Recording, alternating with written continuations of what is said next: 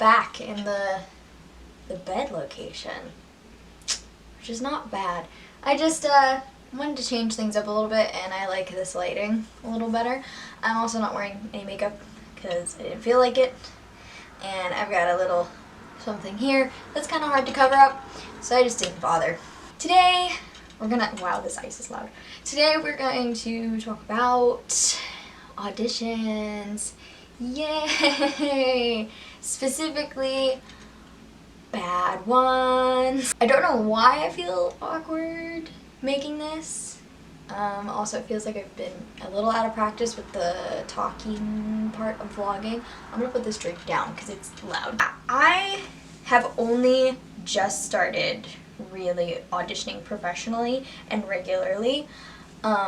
So while I have been auditioning since I was younger for like community theater and stuff like that, I'm still very new to the world of like equity principal auditions and television auditions and like all these different things. I'm learning. But doing all this auditioning and it being a learning curve, you obviously run into some failures. So that's what we're going to talk about today, because I had a bad audition. So I went to an audition yesterday. Luckily it was really close to home. It wasn't in New York.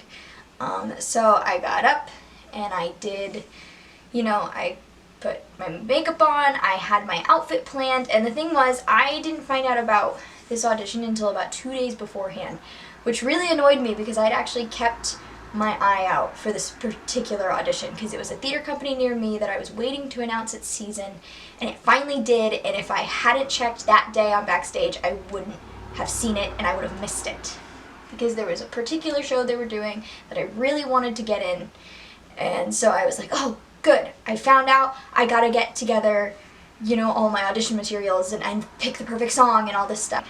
And so I pulled out a monologue that I knew pretty well, and I'd used it in a previous audition, and I was like, alright, I just need to refresh my memory on this. As for my song, I know it back and forth, this is pretty good. I was trying to stick to stuff I knew so that way I wasn't learning brand new material the day before, and so I refreshed my memory on my monologue. I ran through it a couple of times. I tried to figure out how to like bring the aspects of the character that I was auditioning for into that monologue to show them like I was right for this.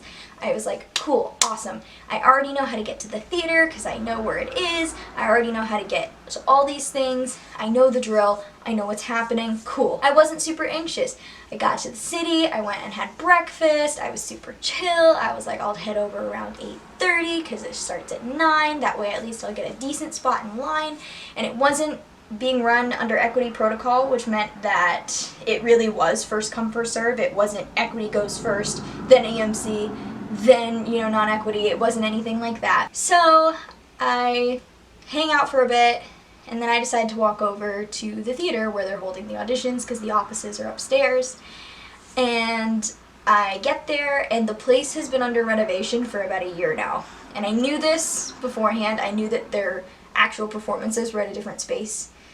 But anyways, I got there, and it's filled with builders and contractors and stuff, and I'm like, okay, well, I mean, it says offices are open during construction, so I guess I'll just go upstairs to the offices. Maybe it's only happening on the lobby level.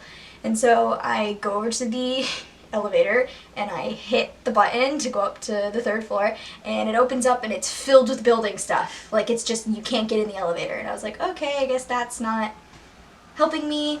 Close it. And I head for the stairs, which are covered in plastic wrap. Also, the building is about 90 degrees. There was no air conditioning in the building. So I'm walking up this flight of stairs to 3 floors. I'm wearing jeans, sneakers, and like 3/4 length sleeve shirt, but definitely not summer weather stuff. I brought shorts for later because I knew I'd be walking around for a bit and I wanted to be able to change into something more weather appropriate afterwards. So I'm climbing up the stairs, and I get to the level where the offices are.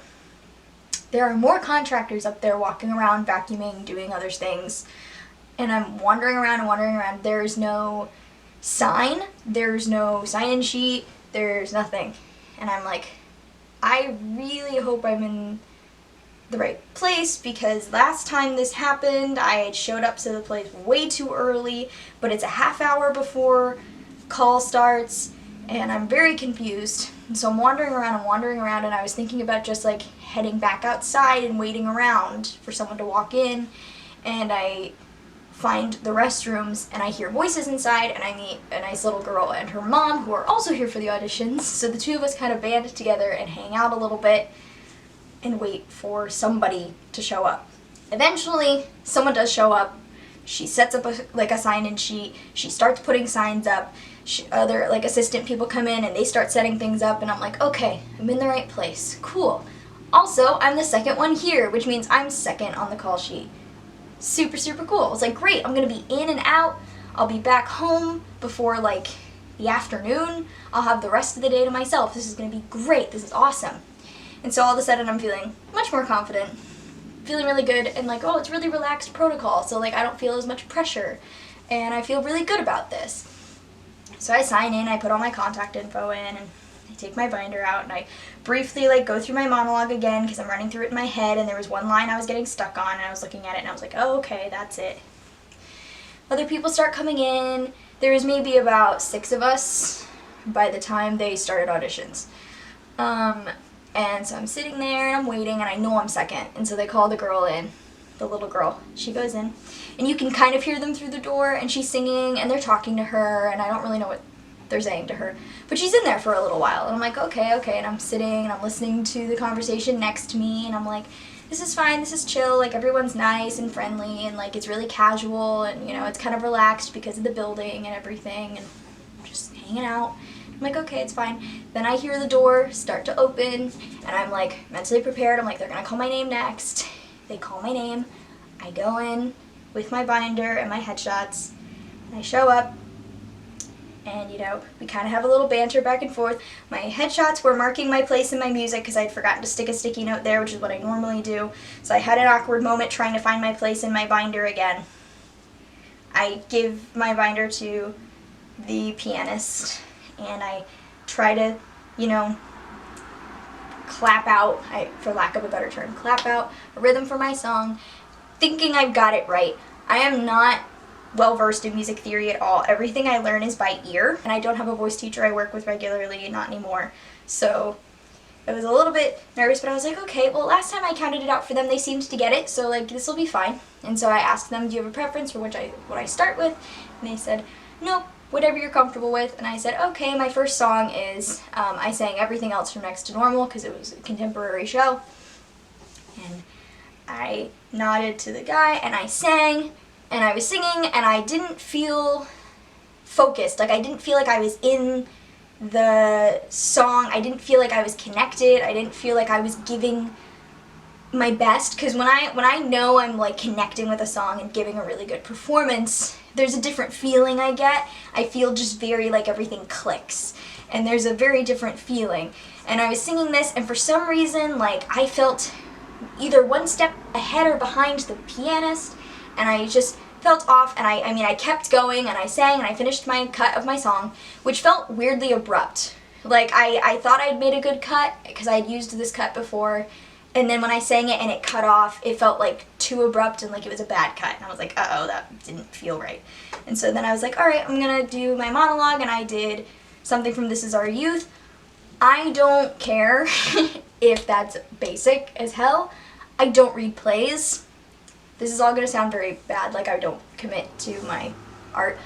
I don't like reading plays, I like watching plays. I don't get to watch plays very often. I watch a lot of musicals. I'm more comfortable in the musical theater vein. I'm more comfortable, when it comes to acting, I'm more comfortable with on-camera acting. Plays are a little bit more difficult for me to, I don't like doing monologues. They make me very uncomfortable because I feel like I don't have a lot to work with. So I was like, This Is Our Youth. It was something I was familiar with. At least I knew the play well enough that I could do it, and it was a contemporary play. And the character's age appropriate, so I figured, fine. If the camera angle changed abruptly, that's because it stopped recording automatically. Love that for me. So I started the monologue, and I still got that stilted off kind of feeling with my acting. Like, it just felt so fake and, like, not right. And that line I was having trouble with out in the lobby reared its ugly head, and I had to make it up on the spot, and you could tell, and it wasn't good. Motorcycles. So I finished the monologue, and I looked at the casting directors, and their faces gave away what they were thinking. They were very, very nice people. This wasn't like, they weren't being like judgmental, but I did see a bit of a cringe face, and I was just like, immediately my brain went, you sucked. My exit was kind of awkward too, because when they said, okay, thanks, it was so quiet I didn't hear them, so I kind of stood there awkwardly for a bit, and I was like, okay, thank you, and they're like, okay, thanks, yeah, and I kind of walk over, and I took my binder, and I left, and it was just, oh my gosh, it was socially strange, it was strange in terms of my performance, it was just not good. So I left, I changed my clothes, I was like walking outside, and I was trying to think, and I was trying not to beat myself up, but I was more sitting here like, what was my problem? Like, it was more like, I was like, why was I so off in there? What was the issue? What was different than other times? Because I've had auditions where I've been really, really anxious, and I've done a very good job under pressure. And then this one I was so calm, and like the room was so chill, and I go in and I choked, and I was really confused as to why. And I think part of it was, one, I went in so quickly because usually I'm not second to go. Like, usually I've got a pretty decent amount of time in the holding room to mentally prep, kind of take in everything around me, get an idea of like the people, and just kind of focus in and kind of mentally prepare for, okay, you're gonna go in front of some people, you're gonna do your thing. And I was like, and I was feeling so confident going in. I think this experience kind of made me re-examine my prep process for auditions. Granted, this one only came 2 days before I needed to do it, so I didn't have a lot of time to prep in the first place.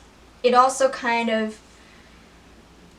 awakened me, for lack of a better word, to the idea that I need to go back to some form of training or coaching, or I just need somebody to consult with before going into these things, like working with an accompanist before going to the audition, so I can see if there's any issues before I go into the room in terms of sheet music or something.